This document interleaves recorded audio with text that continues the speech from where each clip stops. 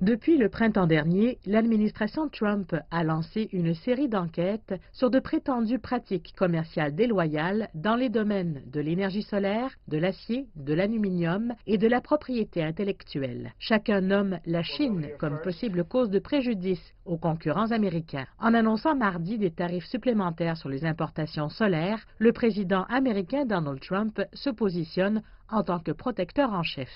Mon administration s'est engagée à défendre les entreprises américaines car elles ont été très durement touchées par les hausses nuisibles d'importation.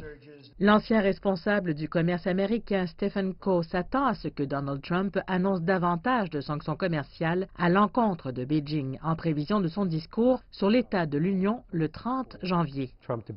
C'est le meilleur endroit pour que Trump puisse tout annoncer et avoir l'air d'être fort à la fois sur le commerce et contre la Chine. Selon l'économiste chinois Yukong Huang, certaines des plaintes de Donald Trump portent davantage sur l'envoi de ce message que sur le ciblage des véritables raisons selon lesquelles la production domestique américaine souffre.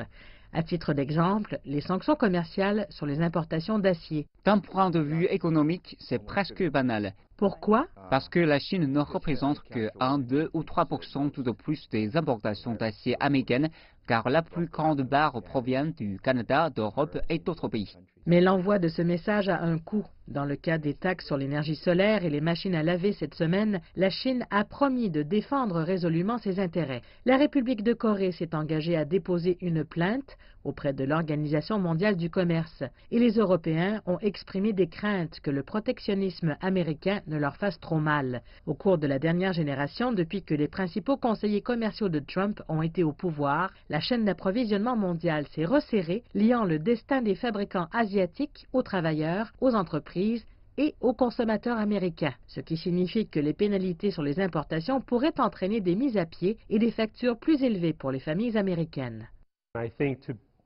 Les relations commerciales ont changé, la pondération des pouvoirs, en particulier du côté des échanges, a changé. Je pense qu'agir comme il y a 30 ans ne peut pas être aussi utile dans le contexte actuel. La question est-ce que ceci peut devenir incontrôlable? Si vous percevez ces sanctions comme importantes, alors du point de vue de Beijing, il faut riposter d'une manière ou d'une autre.